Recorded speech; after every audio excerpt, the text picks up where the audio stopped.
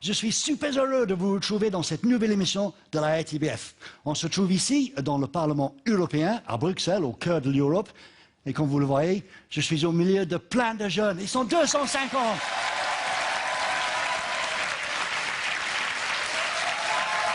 OK. Ce soir, ces jeunes vont pouvoir poser toutes les questions qu'ils veulent à M.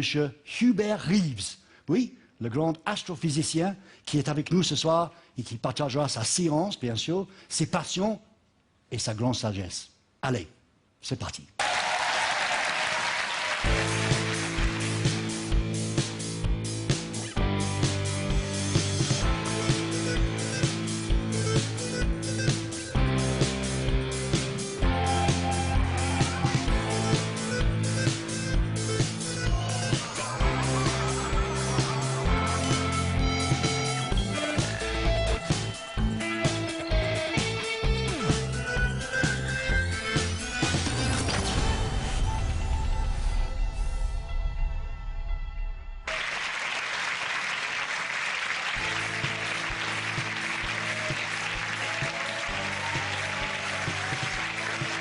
C'est avec plaisir que j'ai accepté cette invitation. Je trouve très important ces rencontres intergénérationnelles, comme on dit, c'est-à-dire les plus jeunes avec des gens plus âgés pour échanger, pour parler et tout cela. Et donc le fait d'être invité ici dans ces bâtiments de la Commission européenne, pour moi c'est vraiment un grand cadeau.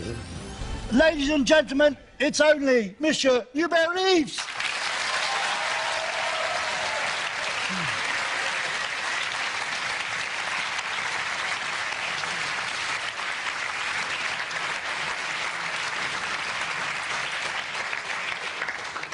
Bonsoir Hubert. Bonsoir, bonsoir. Ça va? Tout va bien. Une longue journée? Longue journée, et puis je suis content d'être ici avec vous. J'anticipais cette soirée avec beaucoup de plaisir. Super, parce qu'on a eu... Ah, merci. Bon, Hubert, on s'est rencontrés juste auparavant, et on se disait que si moi, jamais je tombe en tutoyant, c'est pas grave. C'est très bien, au contraire, ça crée plus de convivialité. Je crois que le vous, ça met de la distance. Okay. Donc nous en sommes d'accord. On est d'accord? Absolument. OK. On est super heureux que tu sois là. Merci. Il y a plein de questions. Ce n'est pas des questions bêtes qui vont venir de moi, ce sont des questions que eux ils ont préparées pour vous, pour toi. Mais moi, je voulais d'abord commencer par celle-là. Parce que tout à l'heure, avant de venir sur l'émission, j'ai regardé ton page Facebook. Ah oui. Et là, il y a plein de commentaires, mais il y en a une qui m'a marqué. Monsieur Hubert Reeves ne fait pas seulement rêver, il fait réfléchir, éclaireur dans les égarements sombres du monde. Hubert Reeves, poussière d'étoiles, et plus étoile que poussière. C'est beau, hein? Merci, c'est vraiment...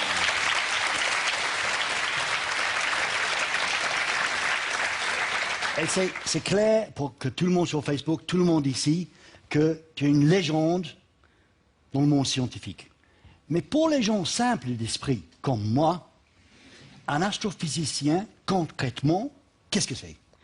Un astrophysicien, c'est quelqu'un qui s'intéresse aux étoiles, aux galaxies, aux planètes, et qui plus particulièrement veut les étudier, veut comprendre comment ça marche, comment ça fonctionne, comment l'univers est né, le Big Bang, comment les étoiles naissent, vivent et meurent, à la fois avec les techniques de la science habituelle, qui se bâtit depuis plusieurs centaines d'années, et qui est maintenant très performante pour essayer de comprendre comment ça se passe, mais sans perdre de vue le côté de l'émerveillement, de ne pas perdre ce point de vue que nous vivons dans un monde merveilleux qui existe depuis presque 14 milliards d'années.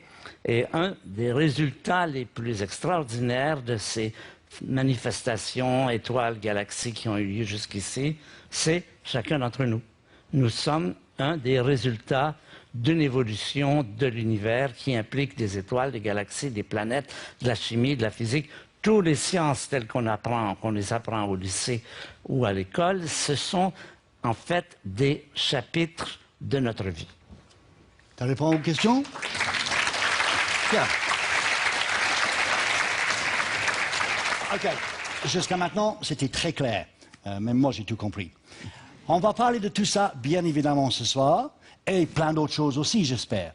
Mais tout d'abord, il faut qu'on aille à la rencontre d'un jeune homme. Ce jeune homme, Hubert Reeves Jr.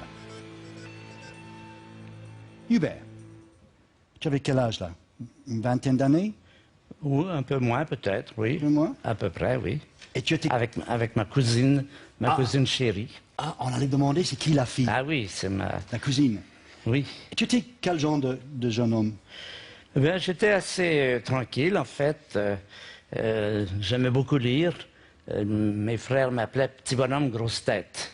C'était leur façon de dire que j'étais tout le temps dans les livres et que je m'intéressais beaucoup, en particulier, à la nature. Moi, j'ai toujours eu cette passion pour la nature. Je vivais au Québec à cette période, près de Montréal, près d'un grand lac où il y avait beaucoup d'oiseaux, de poissons, d'animaux, et je passais beaucoup de temps dans la nature.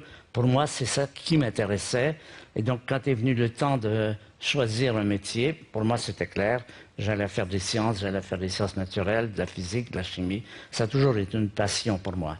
Ça, on va en parler tout à l'heure. Mais tu étais un jeune homme timide, tu disais? Plutôt, oui. Mais quand même, à 17 ans, tu avais écrit à Harvard University pour Oui. rentrer dedans.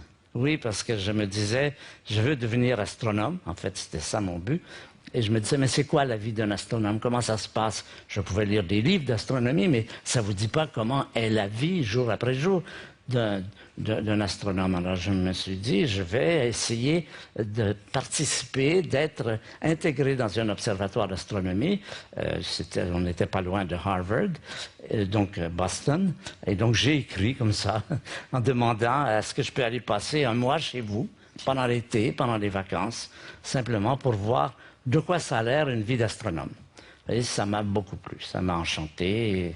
L'idée de passer les nuits avec les différents... Je ne comprenais pas grand-chose, mais je pouvais poser des questions aux différents astronomes qui ont été très gentils avec moi, qui me répondaient avec une très grande patience. Et donc, pour moi, ça a été une belle expérience qui m'a convaincu que c'était ça que j'avais envie de faire. Et pour utiliser encore un mot moderne, est-ce que tu étais plutôt un geek, un nerd, qui s'occupait de mathématiques, des livres, et il ne s'occupait pas du tout des filles? Non, je m'occupais des filles. Oui, tout à fait. C'était une partie, ça a toujours été une partie importante de ma vie. Je m'intéressais aussi à la musique, à la nature. Non, je n'avais pas de sympathie pour les étudiants qui étaient toujours plongés dans leurs bouquins et qui ne vivaient pas. J'avais cette impression qu'il faut vivre. Avant d'aller plus loin, on va d'abord découvrir, ou peut-être redécouvrir, à quoi ressemblait le monde à l'époque où Hubert Reeves avait 20 ans. Avec ce petit film raconté non pas par un professionnel de la télé, mais par Sandrine, une étudiante à l'INSAS, une école de théâtre et de cinéma bien connue à Bruxelles. Oui, c'est notre séquence Time Machine.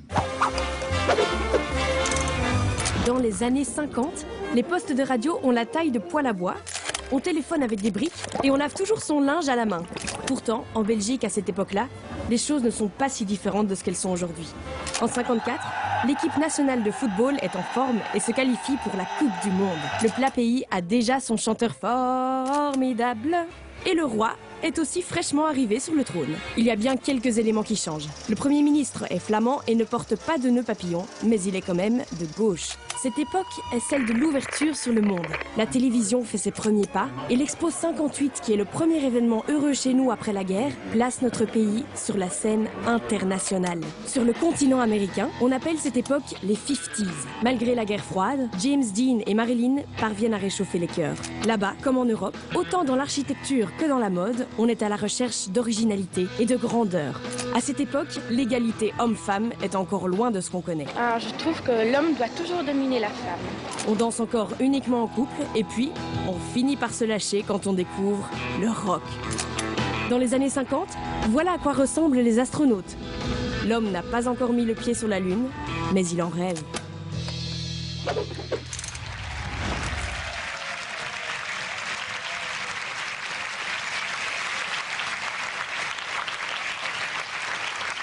Bon, Hubert, je t'imagine moins bien faire danser le rock'n'roll, mais quand même, tu n'as jamais rêvé d'être un astronaute? Oui, j'aimerais aller dans l'espace. Si on me le proposait, j'irais certainement, immédiatement. Mais je pense qu'à mon âge, je ne suis pas sûr qu'ils ne trouvent pas de meilleur candidat. Et on t'a jamais demandé d'aller dans l'espace? Non, malheureusement, je serais allé. Je pense qu'on a une question là de Maxime. Maxime, à toi. Bonsoir Monsieur Reeves, je m'appelle Maxime Orlier, je viens de l'UCL en géographie, première année. Et voici ma question. De notre point de vue, les années 1950, c'était le bonheur, l'insouciance. Est-ce que c'était vraiment comme ça de votre point de vue et quel est votre souvenir de cette époque-là? Alors, c'est un assez bon souvenir, en fait. On a fait vraiment l'impression, les années 50 et jusqu'à 60, on avait l'impression que ça allait mieux. Que, par exemple, bon, quand j'étais aux États-Unis, que l'intégration des Noirs et des Blancs se poursuivait, que le niveau de vie montait, évidemment, après la période de guerre, le niveau de vie montait. On était plutôt optimiste. On allait vers quelque chose qui allait en s'améliorant. C'est le point de vue qu'on avait. Mais bon, il y avait au fond de scène la guerre froide. La guerre froide, ça c'était vraiment inquiétant, mais c'était le fond de scène, on n'y pensait pas trop. C'était une ambiance beaucoup plus positive qu'aujourd'hui. OK, Jonathan? Merci beaucoup. Sorry, Maxime. Ah, Jonathan? Question de Jonathan. Bonsoir, Monsieur Reeves. Donc, je me présente, Jonathan. Je suis étudiant à la Haute École de la province de Liège en communication scientifique. Alors, ma question est la suivante. Vous avez un petit peu abordé le sujet au début de l'émission. D'où vient cette passion de l'astrophysique? Y a-t-il un élément déclencheur dans votre jeunesse qui a fait que vous avez désiré suivre cette voie? Bon, je dirais que pour moi, l'élément déclencheur, c'est que mes parents, qui n'étaient pas des scientifiques, qui étaient assez modestes, avaient une véritable vénération pour la nature. Les oiseaux, on préparait des maisons d'oiseaux, on allait dans la forêt, on faisait de la botanique et tout ça. Il y avait une vraie vénération pour la nature. Et ce que les parents dégagent pour les enfants s'en rendent compte et ça les touche et ça les contamine, entre guillemets. Je crois que c'est important quand vous êtes bientôt, d'ici quelques années, je ne sais pas, ça dépend de vous, en âge d'avoir des enfants. Il faut savoir ça, qu'il faut très tôt montrer aux enfants comment on est d'abord reconnaissant de la planète que nous avons et comment on peut être passionné par la nature. Et ça, les enfants le sentent très tôt. Et ces leçons-là se prennent tôt chez les enfants. Je me souviens, moi, à 4 ou 5 ans, quand ma mère nous appelait pour aller voir le coucher du soleil, parce qu'on était près d'un grand lac avec l'horizon très bas et le coucher du soleil était fabuleux, eh bien, je me souviens très bien de ces moments-là. Quand mon père nous réveillait quelquefois le soir pour aller voir les constellations, on avait un terrain sur le bord du lac et on avait un beau ciel dégagé. Eh bien, pour moi, c'est resté des choses qui je sais, que pour employer une expression, qui me sont à plaisir. Je sais que j'ai toujours du plaisir à regarder le ciel, à regarder où sont les planètes, dans quelle constellation elles sont, de les reconnaître, et ça vient de là, ça me revient de cette période. Juste auparavant, tu en avais parlé, pendant ta jeunesse, que tu regardais le coucher du soleil avec tes parents, mais pas seulement ça, tu regardais le ciel. Parce que moi je sais, en regardant sur l'Internet, qu'est-ce que ça te rappelle, Hubert? Ah, évidemment, un télescope, une jumelle, une lunette. Et à quel âge tu avais construit un télescope? J'avais 12 ou 13 ans. C'est dans une vieille cheminée, dans un vieux tuyau de cheminée, et avec un ami, on avait argenté le miroir et tout ça, et puis ça marchait pas très bien d'ailleurs, parce que le problème c'est que c'était pas très stable, de sorte que quand il ventait, on regardait Jupiter dans le télescope et on le voyait bouger comme ça. Ça n'a rien à voir avec ce qu'ont maintenant les amateurs. Aujourd'hui, dans les clubs d'amateurs, vous achetez un télescope, vous le mettez là, vous prenez une petite machine, vous tapez, vous voulez voir telle étoile, il se dirige dessus, tout ça. Non, à ce moment-là, c'était beaucoup du bricolage, mais c'était passionnant. Et ça se trouve où maintenant, le télescope? Il existe encore? Oui. Il y a un musée au lac Mégantic, qui est un des grands observatoires québécois, qui m'a demandé un jour de leur donner. Je leur ai donné ce télescope. Super. On a besoin que de ça. Pas un iPhone, juste ça, pour regarder le ciel. OK. Moi, j'ai une petite question, parce que tout au début, très tôt dans ton parcours académique, tu as presque tout abandonné. Et puis, il s'est passé quelque chose. qui avait tout changé. Oui. Alors, c'est quand je suis arrivé à l'université, j'avais choisi de faire de la physique, donc des mathématiques. Et j'avais quelques connaissances que je venais du collège. Et quand j'ai commencé le semestre, je comprenais rien du tout. Mais vraiment, ils auraient parlé en chinois, ça aurait été pareil. Mais j'étais très déprimé parce que je me disais, mais moi qui voulais faire une carrière de scientifique, est-ce que je vais être obligé d'abandonner cette filière parce que je n'ai pas le cerveau qu'il faut pour comprendre? C'est l'impression qui m'était restée. On a facilement cette impression que c'est notre faute si on ne comprend pas. Bien, heureusement, au deuxième semestre, j'ai été sauvé par un autre professeur qui, lui, quand il est arrivé, c'était cristallin. Je comprenais tout. Et je me disais, eh bien, je comprends, c'est pas ma faute, c'est effectivement ce professeur, c'est parce qu'il y en avait 2 ou 3 qui étaient tous aussi mauvais les uns que les autres. Et c'est à cause de ces professeurs que j'ai failli abandonner mon métier et j'étais tellement heureux de pouvoir reprendre cette filière. Et après ça, je n'ai plus eu de doute. Quand je ne comprenais pas, je me disais, je vais aller voir par moi-même, je vais aller à d'autres cours, je vais prendre des livres et tout ça. Il ne faut pas se laisser dominer par un mauvais cours qui peut vous donner l'impression que vous n'êtes pas capable. Il faut essayer de continuer et de voir si ce n'est pas la faute d'un enseignement qui n'est pas bon. Yes, Laura, à toi. Alors bonsoir Monsieur Rive, je m'appelle Lara Carrier, j'étudie bio-ingénieur à l'Université libre de Bruxelles. Alors dans l'une de vos citations, vous dites « Devenir adulte, c'est arrêter de croire au Père Noël ». Et donc le Père Noël, c'est quelque chose de magique, c'est une illusion. Et donc devenir adulte, c'est arrêter d'y croire. Donc ma question est la suivante. Est-ce que c'est plutôt dans un contexte optimiste ou pessimiste quand vous dites cela? Je dirais que c'est dans un contexte réaliste. C'est vrai que croire au Père Noël et vivre toute sa vie en croyant au Père Noël, ce serait un peu délirant. Il faut quand même avoir les pieds sur la terre. On peut rêver si on veut, mais en même temps, il faut savoir, c'est important d'avoir des informations. Être adulte, ça veut dire être capable d'entendre la réalité et pas simplement de se cacher la tête dans le sable comme l'autruche proverbiale. Je ne sais pas si elles font ça, mais il paraît que non, mais enfin, c'est ce qu'on dit, c'est ce que dit le proverbe. Je suis certain qu'en venant ici aujourd'hui, il y a sûrement eu des enfants dans la rue qui ont dit « Maman, c'est le Père Noël !» Non? Ça arrive. Ça arrive. C'est arrivé, oui, déjà, oui. Moi, j'ai des bonnes questions quand même. Hein. Quelqu'un a quelque chose d'autre, un autre commentaire, une autre question, toujours sur la jeunesse. Oui, monsieur. Bonsoir, monsieur Reeves. Donc, je me présente, Antoine Béjart, étudiant dans la province de Liège en communication. Vous avez parlé tout à l'heure de musique. Et tout à l'heure, justement, je me suis un peu renseigné sur vous, un peu plus en profondeur, et j'ai pu lire que vous aimiez la musique classique. Et j'ai même entendu qu'à vos heures perdues, vous étiez maestro, chef d'orchestre.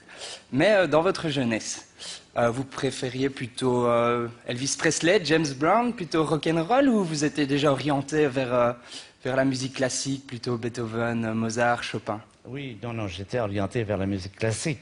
Ma mère jouait du piano et un de mes plus vieux souvenirs, c'est ma mère qui joue la sonate au clair de lune de Beethoven et je me souviens que j'avais les yeux à la hauteur du clavier. Vous voyez, j'étais pas très grand.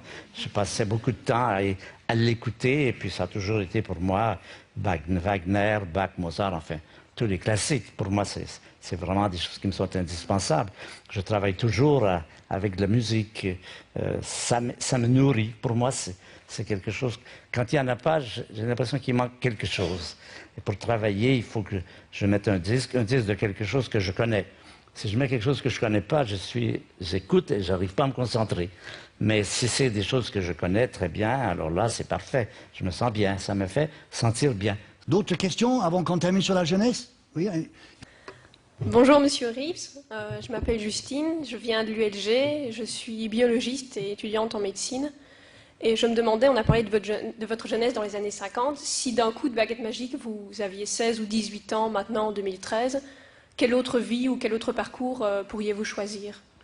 Bon, d'abord, j'irai m'inscrire au conservatoire de musique parce que j'ai toujours rêvé de faire du violoncelle, ce serait mon rêve. Mais en fait, je sais bien qu'à mon âge, il y a plus grande chance. Mais dans le cas dont vous avez parlé, c'est ça pour moi. Je voudrais refaire de la science. Ça, pour moi, c'était très important. Simplement apprendre et comprendre. C'est ça qui me fait vivre, c'est comprendre des choses. Mais je voudrais aussi participer, jouer du violoncelle.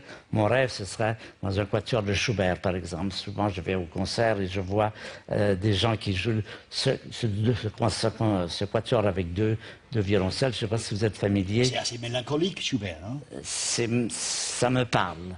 Ça me parle très bien. Pour moi, Schubert, c'est un ami qui vous parle à l'oreille. C'est le mot que je peux trouver le mieux pour le décrire.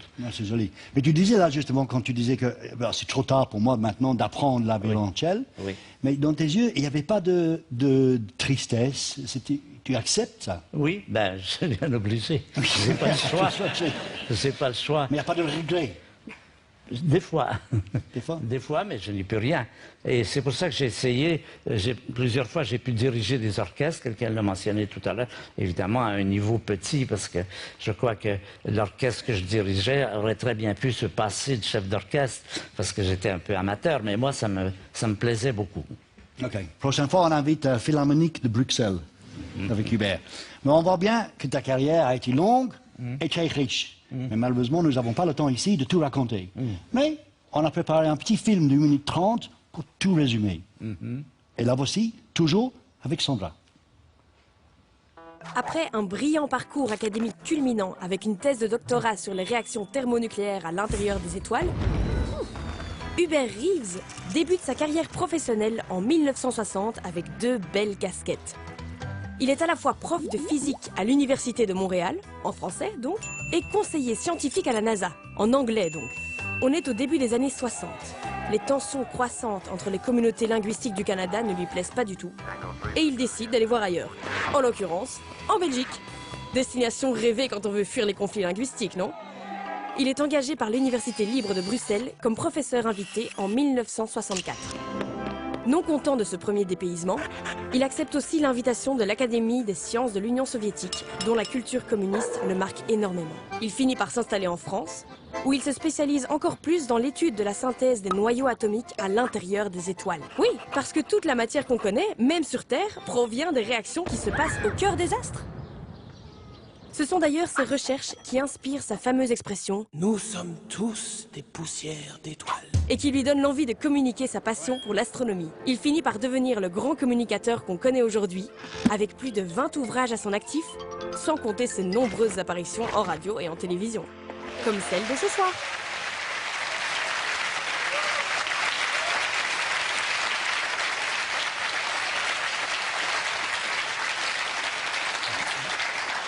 Juste entre parenthèses, la fille qui a fait la petite voix, c'est Sandrine, et pas Sandra.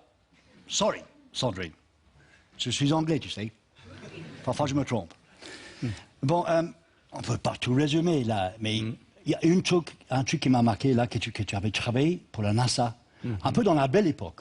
Oui. Dans les années 60, quand il y avait beaucoup d'argent. Beaucoup d'argent, et on avait un Boeing pour amener les étudiants faire des tours des grandes installations de la NASA, en Floride, en Californie et partout. C'était une période très faste. Un Boeing privé? Privé, oui. C'était de la NASA, qui appartenait à la NASA. C'était le moment où Kennedy avait promis d'amener les hommes sur la Lune avant la fin de la décennie, en 1969. Donc il y avait beaucoup d'argent, et moi j'enseignais. J'étais là surtout pour enseigner l'astrophysique aux futurs professeurs de physique spatiale. C'était ça qui était mon rôle. Mais est-ce que je peux me permettre de poser une question assez bête, mais peut-être justifiée? Parce que nous sommes ici, tout le monde va sur l'Internet, moi je vais sur l'Internet. Sur l'Internet, on parlait là on a envoyé des gens sur la Lune. Est-ce qu'on a vraiment envoyé des gens sur la Lune? Je vous assure qu'on a envoyé des gens sur la Lune. J'ai chez moi des cailloux qui viennent de la Lune. Mais... Alors vous pouvez me dire, oui, on vous a dit ça, mais est-ce que c'est vrai? Oui. Bon, alors évidemment, on a un ensemble de témoignages. On peut se dire, oui, mais tout ça, c'est peut-être truqué. Qu'est-ce qui me dit que c'est pas truqué? Ben, moi, je peux vous dire que personnellement, j'ai la conviction profonde que ça n'est pas truqué, que c'est réel. Maintenant, vous pouvez me croire ou pas me croire. Ça c'est votre décision. Mais... pourquoi on n'est plus jamais retourné après 1972? Parce qu'on a un télescope dans le ciel, Hubble... On est retourné faire le tour de la Lune. On n'est pas débarqué. On n'est plus débarqué, mais on a envoyé plusieurs missions. Mais pourquoi on n'a pas mis une petite maison sur la Lune pour les gens comme toi? avec des télescopes pour étudier lointain, comme fait Hubble Telescope, comme fait l'International Space Station. Pourquoi on n'est pas sur la Lune? Il y a plusieurs objections qui font que ce n'est pas vraiment idéal. C'est mieux d'envoyer un télescope dans l'espace. Il est beaucoup plus difficile, beaucoup plus facile à stabiliser. La Lune, elle a toujours des tremblements de terre. La Lune est un endroit extrêmement poussiéreux. Les météorites qui tombent dessus dégagent des petites poussières très fines, comme dans le Sahara. Et ça, c'est fatal pour les instruments d'optique. Ceux qui sont allés dans le désert savent jusqu'à quel point les caméras peuvent être complètement bousillées par ces fines particules. Donc, ce n'était pas rentable. Est-ce que tout le monde est convaincu qu'on est allé sur la Lune? Oui, plutôt, vous levez les mains? OK, tout le monde est convaincu. Merci Hubert. Bon, moi aussi, je suis convaincu maintenant. Une autre question de Quentin. Quentin, à toi. Bonsoir, Monsieur Reeves. Donc, je suis Quentin, je suis étudiant en théâtre au Conservatoire de Mons. Et d'ailleurs, je voulais dire très brièvement, avant de poser ma question, que je vous ai entendu dire en début d'émission que la science était une façon d'essayer de comprendre la merveille de l'existence. Et en faisant du théâtre, j'ai un peu l'impression de faire la même chose. Et donc, dans un sens, on peut dire qu'on fait le même métier. Et c'est pour ça que je suis très touché d'être ici, de voir que ce genre de rencontre puisse être possible. Très bien, très très bien. Alors, ce que je voulais vous demander, c'est, on sait que vous avez eu la chance d'étudier et d'enseigner dans différentes universités, que ce soit en Amérique ou en Europe, même en Belgique. Quelles sont les principales différences que vous avez remarquées entre les différents fonctionnements d'enseignement et de recherche entre ces pays-là? Oui, alors je dois vous dire d'abord que ça a beaucoup changé depuis ces années 64. Il y a eu mai 68 qui a fait beaucoup de changements, aussi, surtout en France et en Belgique, moins au Canada, aux États-Unis, parce qu'il y avait déjà une beaucoup plus... Au Canada, les professeurs sont très proches des étudiants. On peut se voir, on va manger ensemble, on discute. Quand je suis arrivé en Belgique en 64, j'ai essayé également, parce que j'enseignais à l'Université libre, de prendre contact avec les étudiants et j'avais l'impression qu'ils avaient peur de moi. Quand j'approchais, ils s'éloignaient. Si je m'approchais de leur table pour dire « je peux manger avec vous ce midi, puisqu'on a un cours cet après-midi », je les voyais qui devenaient muets. Et j'essayais de lancer la conversation en disant « vous travaillez sur quoi ?» Et je me souviens d'avoir vu un garçon qui a eu des sueurs. C'est comme si je lui faisais passer son examen. Il était terrorisé parce qu'un professeur lui demandait sur quoi il travaillait. Et ça, cette espèce de classification de caste qui était le cas de cette espèce de degré, les étudiants sont en bas, le grand professeur est là-haut, on doit le révérer, ça a passablement disparu à peu près partout.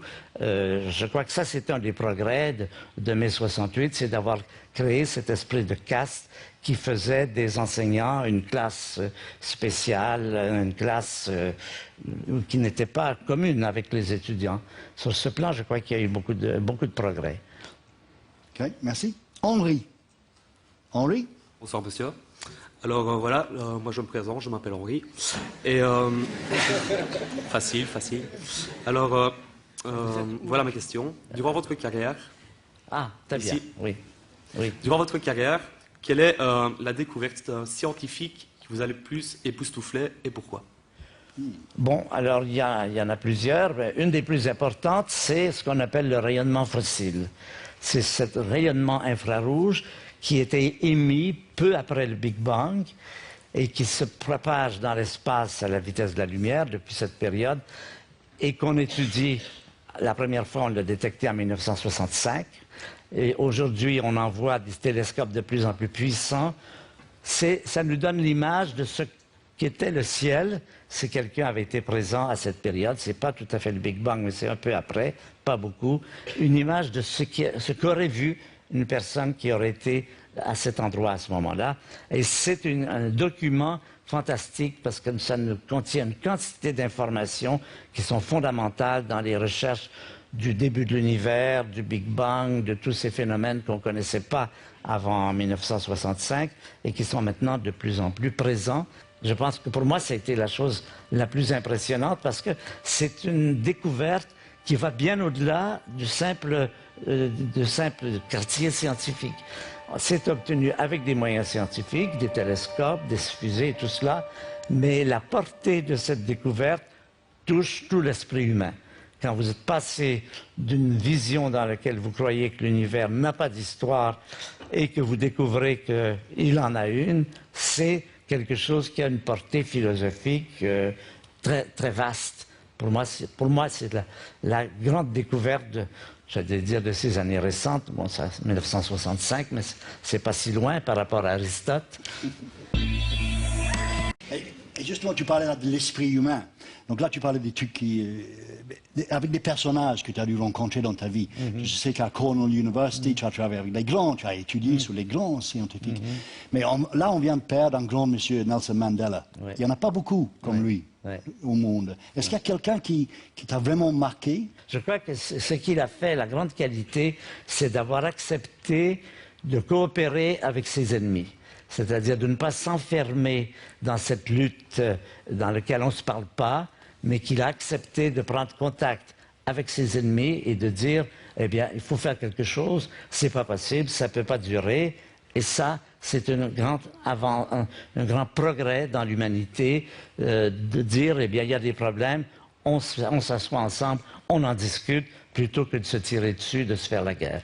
Ça, pour moi, c'est l'exemple très important que nous a donné Mandela. OK. D'accord.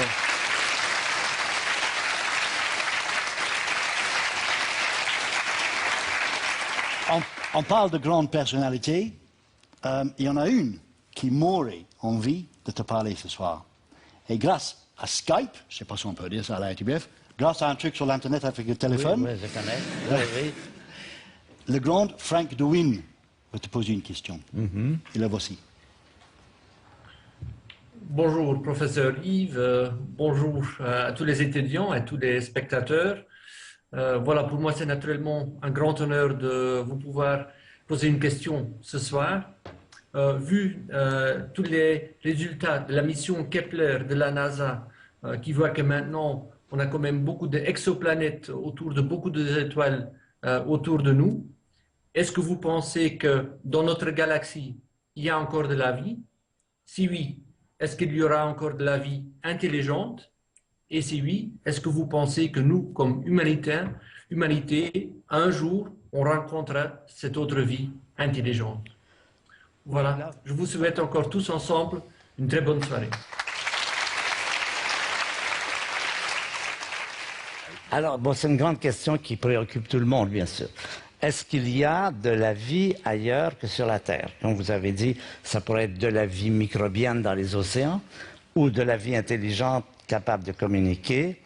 Eh bien, la réponse à cette question, nous n'avons aucune preuve, ni dans un sens, ni dans l'autre. Nous ne savons pas si nous sommes la seule planète habitée quand il y a 100 milliards de galaxies contenant chacune 100 milliards d'étoiles et avec toutes les planètes qu'on découvre maintenant continuellement. La réponse scientifique, c'est nous n'en savons rien. Peut-être que oui, peut-être que non. Je peux vous donner mon feeling personnel, mon sentiment, mais c'est purement une opinion.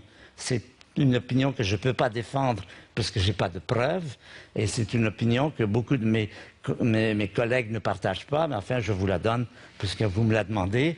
Je pense qu'il y a beaucoup de planètes habitées dans l'univers. Je n'ai pas de preuves sérieuses. Ça, nous n'avons aucun moyen de l'observer pour l'instant, étant donné que nous n'avons pas encore reçu de visiteurs extraterrestres. Du moins, c'est mon opinion. Il y a des gens qui pensent autrement, mais moi, je ne crois pas aux petits hommes verts. Area 51 et Roswell et tout ça, tu ne crois pas? Non.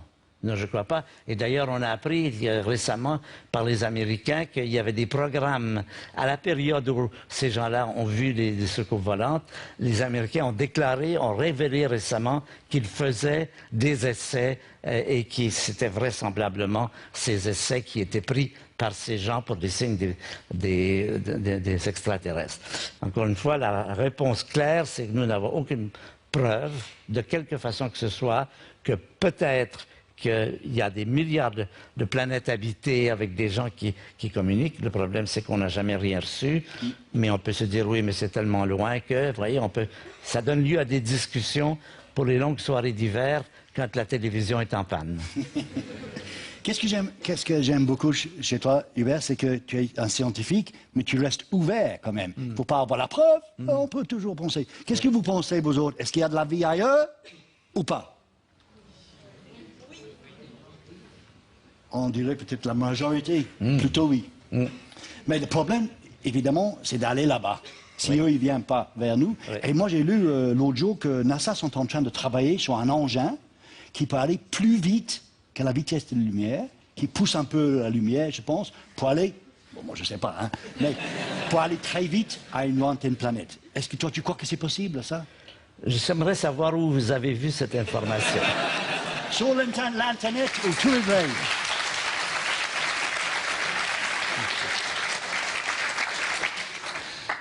Non? Non, moi je n'y crois pas pour l'instant. Enfin, je n'ai vu. J'aimerais voir cette information si vous me disiez où vous l'avez vue. Bon, ça m'intéresserait. Je vais l'envoyer sur ton Facebook. Parfait. Parfait. Bon.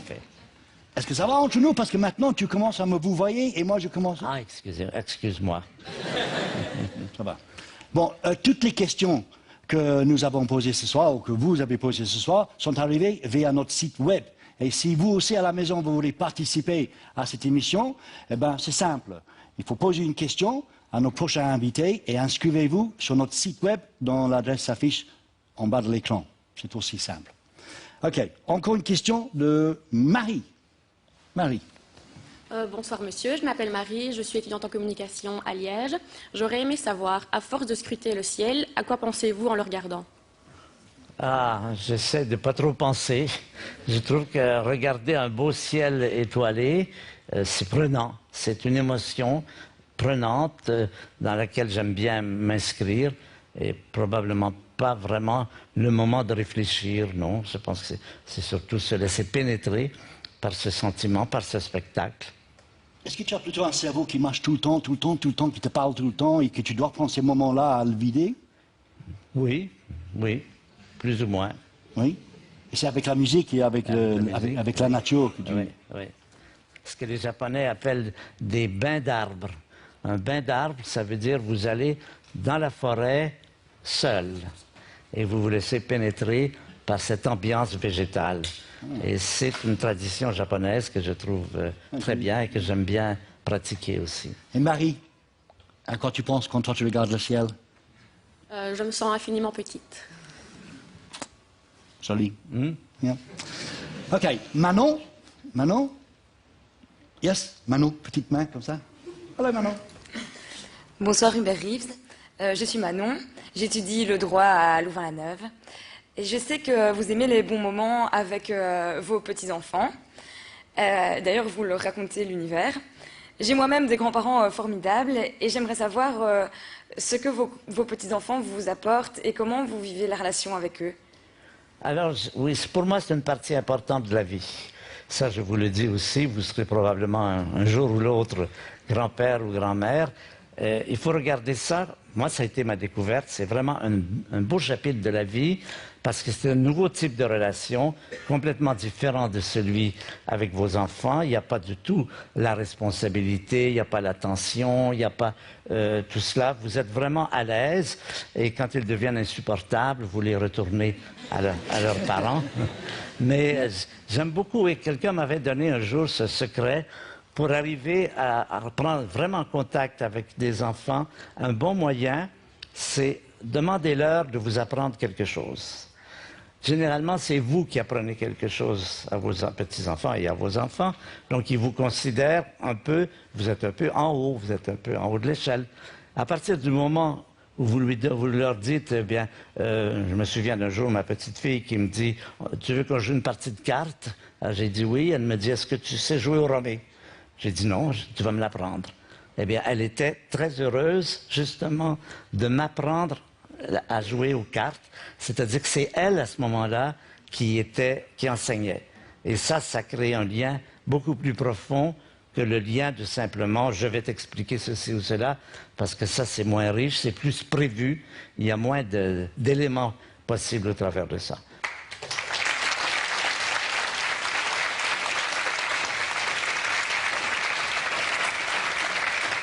Tu as combien d'enfants?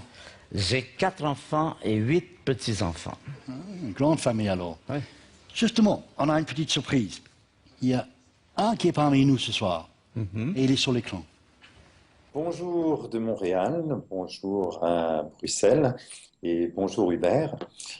Comme tu le sais, nous 4, tes enfants, avons baigné lors de notre enfance dans un milieu où, grâce à toi et Francine, notre mère, la science et les arts, la musique en particulier, étaient très présents. De mon côté, j'ai poursuivi une carrière artistique qui fait constamment appel aux ressources de la science et de la technologie. Et de ton côté, tout au long de ta carrière scientifique, les arts et la musique sont restés très présents. Tu es même allé jusqu'à diriger des orchestres. Alors, peux-tu nous dire, depuis toute ton expérience, comment tu vois aujourd'hui le rôle des artistes et des poètes dans l'exploration de l'univers, dans ces voyages aux frontières de l'inconnu qu'ils entreprennent, et comment ils peuvent nous aider non seulement à mieux comprendre le monde, mais aussi à affronter les défis environnementaux et humains de plus en plus criants qui se présentent à nous. Voilà, alors au revoir à tout le monde et Hubert, je t'embrasse.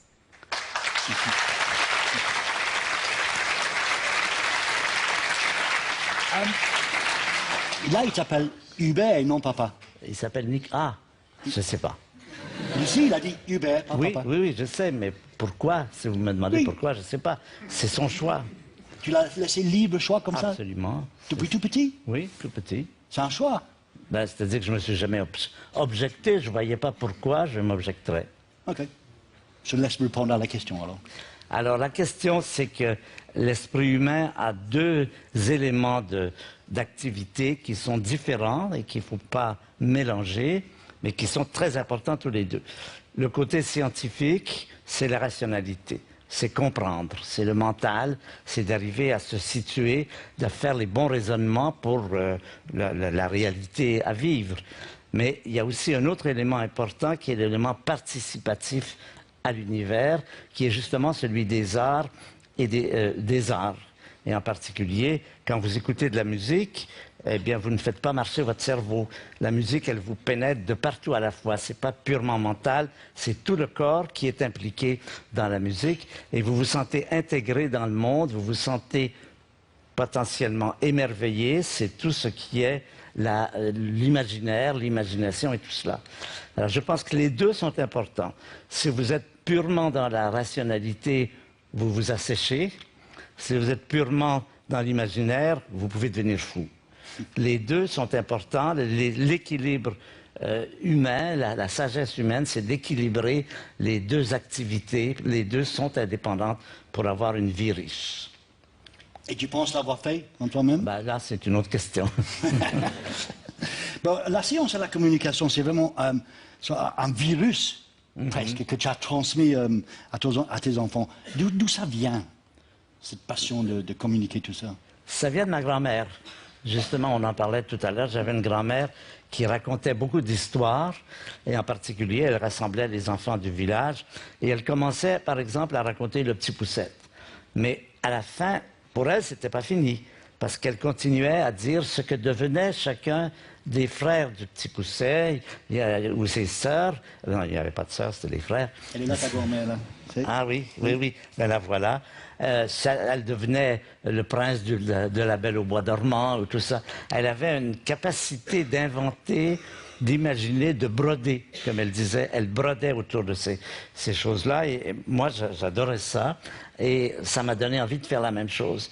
Et comme j'ai un métier qui s'y prête bien, l'astronomie, les gens sont intéressés. C'est facile d'intéresser des gens à faire des conférences d'astronomie. Si j'avais à faire une conférence sur la chimie, je ne suis pas sûr que ça aurait autant d'effet parce que les étoiles, ça fait rêver en même temps. C'est bien le domaine où à la fois il y a à comprendre, il y a de la physique, il y a des mathématiques, mais en même temps il y a à rêver. C'est cette impression qu'on a devant un beau ciel étoilé.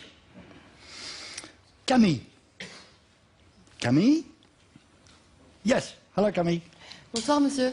Donc moi c'est Camille, je suis étudiante en journalisme à l'IEX.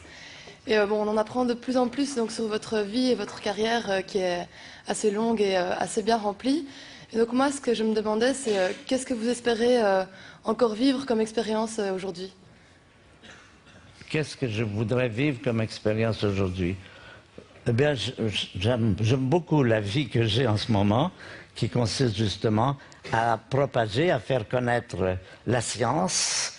Pour moi, c'est quelque chose qui est ce que j'aime faire, écrire des livres, écouter de la musique, me promener dans la forêt, avoir des amis et tout ça. Je crois que c'est ça que je vois pour l'avenir. Je n'ai pas de but particulier, j'ai fait ce que j'avais envie de faire, sauf la musique, mais il est trop tard pour se mettre à faire de la musique. Ça m'étonne un peu, Hubert, parce qu'en fait, Richard Branson, il fait son spacecraft, là, il va envoyer des gens dans l'espace. Ça t'intéresse pas d'aller? Ça m'intéresserait si on me proposait d'aller faire le tour de la Lune, je serais prenant immédiatement. Ça, c'est quelque chose que j'aimerais bien faire. Je crois qu'à mon âge, ils ne me le feront pas faire parce que ça prend avoir une santé de fer et j'ai pas l'âge pour ça. Ben, je vais appeler Richard Branson alors, il faut qu'il t'emmène dans l'espace. Peut-être qu'il m'offrira un siège sur son projet. Bon, Mathieu, je pense que... Oui, alors Mathieu? Oui, merci. Bonsoir Hubert Reeves, je suis étudiant ici à l'Université Libre à Bruxelles. Moi j'ai toujours été très curieux, j'ai toujours voulu essayer de comprendre, de savoir comment le monde fonctionne. Et vous venez de le dire, vous avez aussi essayé de transmettre ça aux enfants, mais si vous disiez que ça ne les intéresse pas, que la nature, la science, c'est pas leur truc, comment vous réagiriez? D'abord en respectant leur choix. Je veux dire, ça ne sert à rien de forcer quelqu'un à faire une activité parce que vous l'aimez et qu'il ne l'aime pas. Ça, au départ, c'est la chose. Si je fais un cours, par exemple, quand je peux, je demande que viennent à ce cours ou ces conférences les étudiants qui ont envie. Ceux qui sont obligés, les cours où les gens sont là par coercition, ça n'a pas d'intérêt. Donc j'essaie toujours d'avoir des auditoires qui sont venus, comme chacun d'entre vous, qui sont venus librement. Personne ne vous a obligé à venir ici ce soir. Donc c'est là que ça devient intéressant. Pour moi, c'est ça. Je pense que d'abord, il faut respecter la liberté des gens. Il y a des gens qui n'aiment pas les mathématiques. Bon, ça, c'est eux. Et puis, il y a des gens qui aiment. Donc, on peut se parler entre personnes qui ont des affinités communes. C'est tout ce que je peux dire. J'ai lu quelque part dans la presse anglaise, en fait, qu'en Angleterre, il y a de moins en moins de jeunes qui étudient des sciences. C'est le cas partout. Au Canada, aux États-Unis, en France, partout, il y a une diminution de la fraction des étudiants qui vont dans ce qui s'appelle les sciences dures, c'est-à-dire la physique, la chimie, les mathématiques. Alors pourquoi? Bon, je crois qu'on peut comprendre. La science a perdu son lustre. On a cru longtemps, on a vécu tout le 19e siècle dans l'idée que la science allait rendre les gens heureux, avait apporté le bonheur aux hommes. Le 20e siècle a bien montré que c'était pas que ça. La science peut rendre les gens heureux, mais très malheureux aussi. Les deux guerres, la bombe atomique, tous les problèmes que nous avons maintenant montrent que la science, c'est un outil. C'est un outil qui permet de faire des choses, mais qui ne permet pas de dire s'il faut les faire ou non. La science peut vous dire comment faire des bombes atomiques, ou des OGM, ou des nanotechnologies, mais si vous demandez, oui, mais est-ce que c'est bien de faire des bombes atomiques? La science n'a rien à dire là-dessus. Donc, ce côté-là, à la fois risqué et dangereux de la science, je pense que c'est une des raisons qui a fait perdre cette aura qu'avait la science, disons, au 19e siècle ou au 20e siècle, où le savant, c'était une sorte de vocation. Ça a perdu ce côté. On essaie de redonner en montrant que la science nous apporte des choses, mais c'est vrai qu'il n'y a plus du tout cette fascination, cette dévotion. Il n'y a plus cette dévotion pour la science telle qu'il y avait auparavant. OK, une autre question. Christophe. Christophe, tu es là? Oui, c'est ici, Christophe. Voilà. Bonsoir, Monsieur Reeves. Mon prénom est Christophe et je suis journaliste, enfin presque journaliste, étudiant encore, à l'IEX à Bruxelles. Et ma question est la suivante. Vous intitulez un de vos ouvrages récents « Je n'aurai pas le temps ». Alors, on parle du temps, ce qui est relativement philosophique. Avez-vous peur de ne pas avoir le temps? Et si oui, pour quels grands événements à venir? Et alors, pour quelles raisons vous nous avez confié cela dans votre ouvrage qui est, entre autres, autobiographique? Oui, alors ça vient simplement de ceci, c'est que je suis toujours très intéressé à connaître les progrès de la connaissance scientifique. J'ai à la maison la plupart des grandes revues de sciences comme Nature et Science, et pour moi c'est toujours un bonheur de lire ce qui s'est fait non seulement en astronomie ou en physique, mais même dans le domaine du comportement des animaux, de la biochimie. C'est quelque chose qui me passionne. Alors je me dis qu'un jour je ne serai plus là, parce que je mourrai. Nous sommes tous liés à cette réalité, et que les revues vont continuer à se publier, et que moi, je n'en recevrai plus. C'est le fait que je serai découplé, je serai frustré de ne plus savoir tout ce qui se fait de nouveau, tout ce qui s'obtient comme résultat. Des fois, je pense par exemple à des scientifiques qui vivaient au XVIIe siècle. Je pense par exemple à Galilée. Si Galilée pouvait aujourd'hui savoir tout ce que nous savons qu'on ne savait pas à cette période, je suis sûr qu'il aurait été totalement passionné, qu'il serait totalement passionné. C'est pas que je veux me comparer à Galilée, mais je pense qu'effectivement, c'est un peu la même chose. C'est frustrant. Je n'aurai pas le temps, ça vient d'une chanson que vous connaissez probablement, je n'aurai pas le temps d'explorer ce grand univers. Et justement, c'est ça qui me frustre, c'est que je ne recevrai plus mes numéros de Science ou de Nature. Je vais faire quelque chose, je vais revenir là-dessus, parce que j'ai une question à te poser, mais je sais que tu ne crois pas au hasard. Je sais, parce que j'ai vu un film où tu parlais, où tu disais que je ne crois pas au hasard. Et là, tu viens de parler de Galilée. Oui. Et justement, quand vous êtes en Belgique, et que ce pays est notamment connu pour son surréalisme, à de nombreux niveaux, la preuve, c'est un Anglais qui parle à peine français, qui est à la RTBF. Il est temps maintenant de passer, Hubert, à la question surréaliste. Bonsoir Hubert Reeves, je suis très content de pouvoir te poser une question ce soir parce que toi et moi on se ressemble beaucoup. On a passé beaucoup de temps à regarder le ciel, les étoiles, l'univers et je pense qu'on a aussi passé beaucoup de temps chez notre coiffeur, toi et moi. Et donc c'était pour savoir si tu penses que pour être un bon scientifique, un bon chercheur, il faut avoir une belle barbe bien soignée.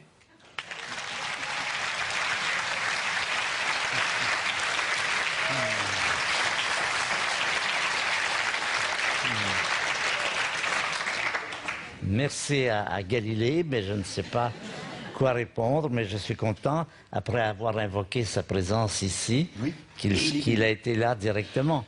Alors, est-ce qu'il y a du hasard? Ah, si, il y a du hasard. Je pensais que tu ne croyais pas au hasard. Non. Moi, je pense qu'il y a la physique quantique, c'est pas ma croyance, c'est la physique quantique, la physique atomique implique qu'il y a dans le comportement de la matière une partie non déterminée. Ça, c'est fondamental pour que la physique quantique marche. C'est ce que disait cette fameuse discussion entre Einstein et Niels Bohr. Einstein ne croyait pas au hasard. Il a fait toute sa vie, passé toute la fin de sa vie pour essayer de montrer qu'il n'y avait pas de hasard, sans succès, parce que la mécanique quantique est toujours là, et c'est la bonne théorie. Et un jour, il discutait avec Niels Bohr, qui est un grand physicien, un des plus importants fondateurs de la physique quantique, et Einstein a dit à Niels Bohr, « Ne me dis pas que Dieu joue au dé. » Et Niels Bohr a répondu, « Albert, parce qu'il s'appelait pas leur prénom, Albert, cesse de dire à Dieu comment il doit se comporter. » La réalité, c'est que la physique quantique impose un certain niveau de hasard dans la réalité et que je crois que c'est un petit peu assez définitif, bien que dans la réalité, rien ne soit jamais totalement définitif. Mais enfin, c'est bien implanté et ce serait vraiment un changement majeur de toute la connaissance si Einstein avait eu raison. Juste avant qu'on passe aux prochaines questions, parce que tu parlais tout à l'heure d'une question que tu regrettais un peu de ne plus être là pour les grandes découvertes scientifiques. Mais tu aurais pu faire comme Walt Disney, te mis dans du cryogène. Oui, évidemment, mais ce n'est pas garanti qu'on sorte dans de bonnes conditions. Il y a ça. Gilles. Bonjour Gilles. Bonsoir Monsieur Rive. Donc ma question, je m'appelle Gilles Goebbels, je suis étudiant en communication à l'université de Louvain-la-Neuve. Ma question est très courte, mais elle n'est pas forcément simple, puisqu'elle est très philosophique. Peut-on être un bon scientifique et croire en Dieu? Merci. Oui, la réponse, c'est qu'il n'y a pas vraiment de rapport entre les deux. On peut être un excellent scientifique et être croyant, j'en connais. On peut être un excellent scientifique et être totalement athée. Il n'y a aucune corrélation entre les deux parce que ça ne touche pas à la même partie, justement, de la personne. La science, ça touche au mental, au raisonnement et tout ça. La question religieuse, c'est plutôt au sens des valeurs. Et ça dépend de votre personnalité, ça dépend de votre enfance, ça dépend de vos parents. Pourquoi quelqu'un a-t-il telle ou telle opinion sur le plan religieux? C'est quelque chose qui lui est propre et qui dépend de son propre parcours. Et c'est totalement indépendant de est-ce que vous êtes un bon scientifique ou non. Voilà, ma réponse, c'est qu'il n'y a aucun rapport entre les deux. Mais sur l'origine de la vie et de l'univers, oui, on se pose les mêmes questions. Pas vraiment. Non. La démarche scientifique, c'est de voir comment ça marche, comment c'est organisé. Mais si vous demandez, par exemple, est-ce qu'il y a un Dieu qui a créé l'univers, ça, la science ne peut rien vous répondre. Non. Là, vous êtes dans la question personnelle. Chacun a son impression, son intuition, qui peut changer au cours de votre vie, par exemple. Il y a des gens qui deviennent athées en une partie de leur vie, puis après qui redeviennent croyants, qui se convertissent. Enfin, vous n'avez qu'à voir les gens autour de vous. Ce sont deux fonctions totalement différentes. Mais je pense, jusqu'à ta jeunesse, tu étais une Roman catholique, une catholique? Ah oui, j'étais élevé dans la religion catholique. Et maintenant? Maintenant, j'ai beaucoup de questions et pas beaucoup de réponses. OK.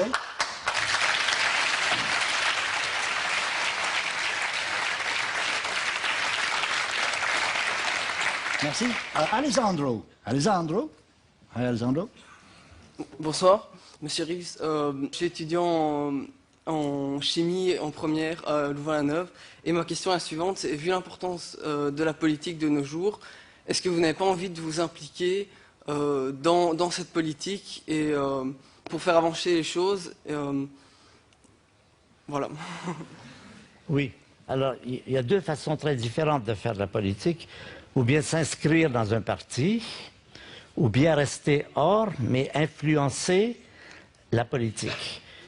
Ma position, c'est la seconde. C'est-à-dire de ne pas avoir une étiquette, parce que quand vous avez une étiquette, vous êtes rejeté par les autres, vous entrez dans un clivage très malheureux, si vous êtes à gauche, à droite, etc. C'est au contraire de rester, et là je parle aussi de notre mouvement, de notre association, nous voulons mettre la pression sur les dirigeants pour qu'ils fassent quelque chose, qu'ils tiennent leurs promesses. Par exemple, mettons beaucoup de pression sur M. François Hollande, qui est, comme vous savez, le président. François Hollande a fait beaucoup de promesses pendant sa campagne électorale. Mais ces promesses, il y en a beaucoup maintenant qui restent en suspens. En particulier d'avoir une agence pour la biodiversité qui a des grands problèmes aujourd'hui. Eh bien, nous le talonnons pour qu'il fasse quelque chose, lui rappeler qu'il a fait des promesses et qu'il doit s'en occuper. C'est-à-dire que nous restons en dehors du champ politique, mais nous mettons la pression sur ceux qui ont le pouvoir, parce qu'évidemment, c'est plus rentable. Si vous touchez à des gens qui ont le pouvoir, vous avez plus de possibilités que si vous vous inscrivez dans un petit parti qui ne compte pratiquement pas, ou je ne sais pas. Mais ici, nous sommes au cœur du Parlement européen. Donc, ensemble, on est plus forts. Est-ce qu'on peut faire beaucoup plus? Ça dépend de quelle façon. Justement, quand on élire, évidemment, c'est important, c'est de choisir des gens responsables. Mais après coup, ce qu'on appelle la politique participative, ça dit qu'on ne dit pas maintenant vous êtes élu, vous faites ce que vous voulez.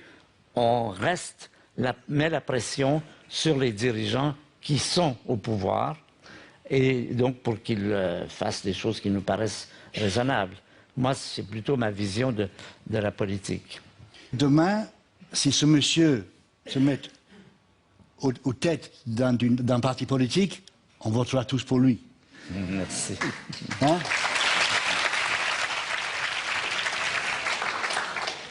Tu ne trouves pas ça frustrant que des trucs flagrants comme nos océans qui sont en train de se vider, quand on n'arrive pas à mettre un accord? L'Europe fait beaucoup pour être pour cet accord. On travaille beaucoup là-dessus. Oui. Mais mondial, globalement, oui. C'est pas frustrant, on ne peut pas faire quelque chose? Ben, il y a eu récemment cette campagne pour essayer d'arrêter les pêches en grande profondeur, ce qui est très important. Comme il n'y a plus de poissons en surface, on dit ben, on va aller au fond. Et puis quand on arrivera au fond, mais il n'y en aura plus non plus. Il y a vraiment quelque chose qui est tout à fait destructeur aujourd'hui de dire on pêche.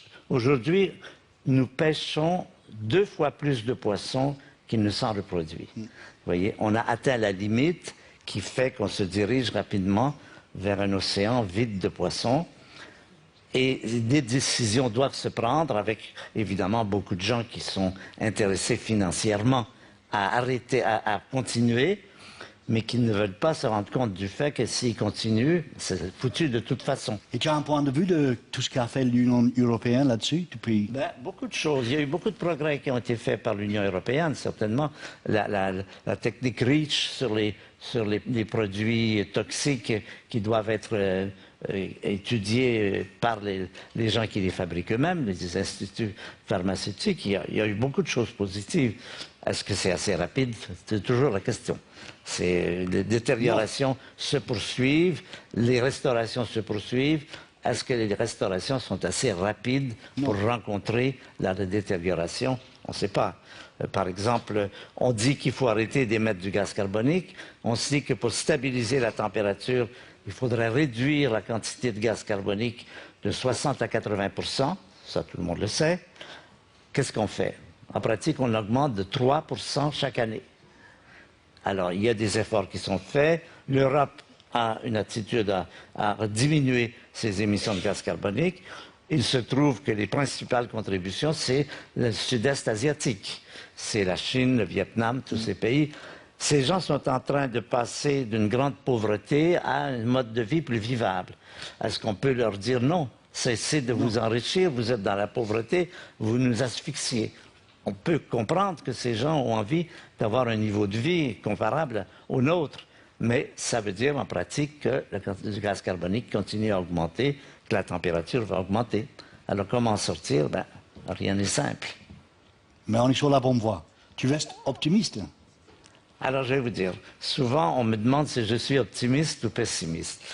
J'aime bien citer une phrase de Jean Monnet, qui est un politique français, qui est un de ceux qui ont fait l'Europe. Et dans les années 50, quand on essayait de faire l'Europe et que personne n'y croyait, personne pensait que les Français et les Allemands pourraient un jour être ensemble, eh bien, on demandait à Jean Monnet, est-ce que vous êtes pessimiste ou optimiste par rapport à l'Europe? Bon, vous voyez le résultat, on est en plein dedans, il y avait de quoi être optimiste. Mais à ce moment-là, c'était loin d'être évident. Et Jean Monnet répondait, l'important, ce n'est pas d'être optimiste ou pessimiste, c'est d'être déterminé. Déterminé à faire ce qu'on pense qu'il faut faire, quoi qu'il arrive. Peut-être ça donnera rien, peut-être ça donnera quelque chose. Je crois que c'est l'attitude que nous devons adopter, c'est de déterminer qu'est-ce qu'on pense qu'il faut faire et le faire quoi qu'il arrive. On en est là.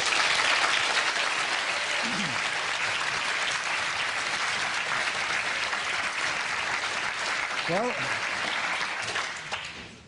c'est bien mon travail quand même de pouvoir rencontrer des hommes pareils. Je suis content d'être là. Bon, quelques dernières questions. Grégoire. Grégoire? Oui. Bonjour. Grégoire. Bonjour Hubert Yves. Donc je m'appelle Grégoire, je suis étudiant à Bruxelles, mais aussi j'organise un festival qui s'appelle le Festival Regard Croisé. Et tout simplement, on a un groupe de jeunes et on se pose beaucoup de questions par rapport à l'environnement, par rapport à la science. Et justement, j'ai une question par rapport à ça, par rapport à la science, c'est par rapport à l'éthique du scientifique. Est-ce qu'un scientifique, justement, doit continuer ses recherches si ses recherches, justement, vont à l'encontre de son éthique, tout simplement, et de sa responsabilité? Je peux donner un exemple avec tout simplement les expériences qu'on mène sur les animaux, ou aussi tout simplement avec le clonage, ou même avec tout ce qui se passe au niveau nucléaire. Je voulais savoir ce que vous en pensez par rapport à ça. Oui, c'est une vraie question, effectivement, parce qu'aujourd'hui, la science est très présente dans notre vie quotidienne. Ça ne se posait pas il y a 2 siècles, mais aujourd'hui, avec le problème du nucléaire, avec le problème des OGM, avec les problèmes des nanotechnologies, toutes ces questions se posent aujourd'hui et qui montrent que l'influence de la science a un tel impact sur notre vie quotidienne qu'on ne peut pas laisser faire n'importe quoi et qu'il faut avoir un certain contrôle. Et c'est de là que naissent les agences de bioéthique dont le rôle précisément est d'essayer d'encourager ou de décourager des projets qui pourraient avoir une influence négative sur l'avenir de la société. Alors, quels sont les moyens d'action d'une agence de bioéthique? Ben, les moyens, ils existent. Ce sont les subventions. Les subventions de ces projets qui pourraient être négatifs, par exemple faire des bombes atomiques, demandent beaucoup d'argent. Et c'est à ce niveau que se jouent les possibilités. Des agences comme ici, l'agence européenne, la Commission européenne, peut justement, et a déjà justement, des gens qui peuvent essayer de faire concilier la puissance de l'esprit humain, qui est capable de faire des bombes atomiques et de faire sauter la planète, de la concilier avec justement les urgences, les besoins de la société pour avoir une vie convenable. C'est un problème très présent, mais qui touche déjà, auquel beaucoup de gens réagissent maintenant, et ça devient présent, encore une fois, parce que la science, ce n'est plus simplement quelque chose d'un jeu, mais c'est quelque chose qui nous influence et qui nous influencera de plus en plus. C'est pas prévu, mais moi je voudrais juste faire, on va être fâché avec moi, mais je voudrais juste faire, avant qu'on termine l'émission, s'il y a d'autres questions, général, c'est peut-être la dernière fois que nous allons voir ce grand monsieur. Pas parce que tu vas partir, je veux dire, la dernière fois, ici sur la RTPF. Donc, il faut prendre l'occasion, maintenant ou jamais, tu vois, maintenant. On n'a pas beaucoup de temps, mais vas-y, on prend la fille. Vas-y. Alors, monsieur Rive, bonsoir. Je me présente, je m'appelle Eline, je suis étudiante en communication à l'ISFSC ici à Bruxelles. Et j'aurais voulu vous poser une petite question. Le fait d'avoir une vie finalement si mouvementée, de par vos différents projets, de par vos différents voyages, est-ce que c'est un choix de vie au départ ou est-ce que c'est des rencontres qui ont suscité finalement tous ces voyages?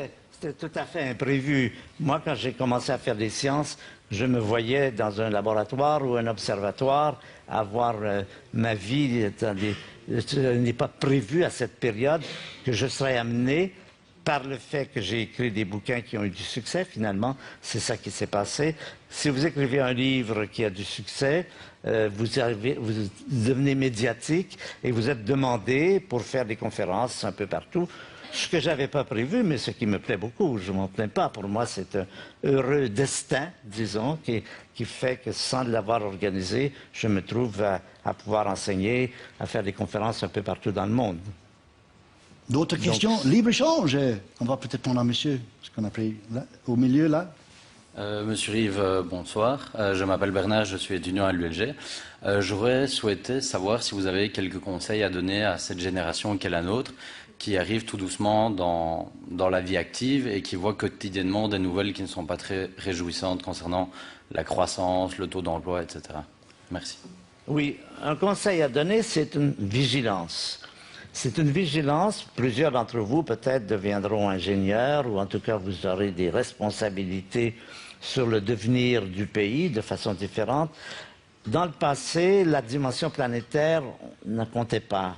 On ne se préoccupait pas de quelle pouvait être l'influence d'un projet immobilier ou autre, n'importe lequel, ou pharmaceutique, sur l'avenir. Et aujourd'hui, nous sommes de plus en plus conscients du fait que ce que nous faisons aujourd'hui que la Terre est presque pleine de gens et qu'elle est très menacée de toutes ces façons, qu'il faut absolument essayer de se rendre compte, quand on accepte un projet, de quelles sont les possibilités d'effets négatifs ou d'effets positifs. L'impact de l'espèce humaine sur la Terre est de plus en plus important, largement négatif. L'acidification de l'océan, la pollution du sol et de la terre et de l'air, l'érosion de la biodiversité, enfin vous connaissez tous ces thèmes qui nous préoccupent et qui doivent devenir des objets majeurs si nous voulons que la Terre continue à rester habitable et si nous voulons que nos enfants profitent comme nous d'une vie convenable.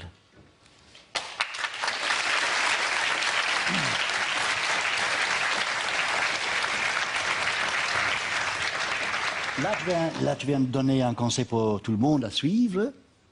Et je voudrais te poser encore une dernière question. Peut-être la plus importante de toute la soirée. Si on avait un time machine et on pouvait remonter dans le temps, et tu allais à la rencontre de ce jeune monsieur qu'on voit sur l'écran maintenant, quel conseil tu lui donneras? Mon conseil personnel? À toi-même? Oui, je lui dirais, va t'inscrire au conservatoire de musique.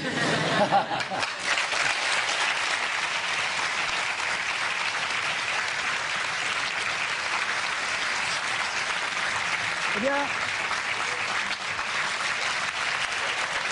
Monsieur Hubert, ça vous a donné.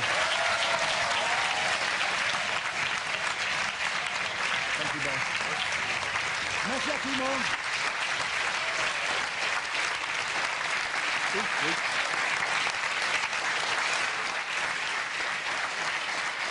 Donc,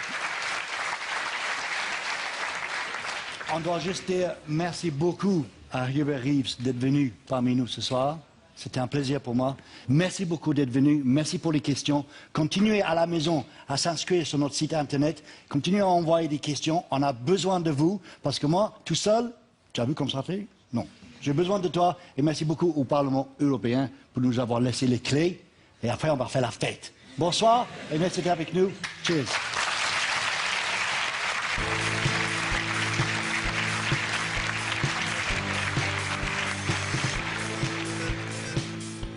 C'était un très bel événement et je suis très content d'y avoir participé. J'ai noté chez les étudiants, chez les jeunes gens, une grande attention qui montrait qu'ils étaient très présents et leurs questions, effectivement, reflétaient leur présence et leur agilité d'esprit. Donc, je suis ravi.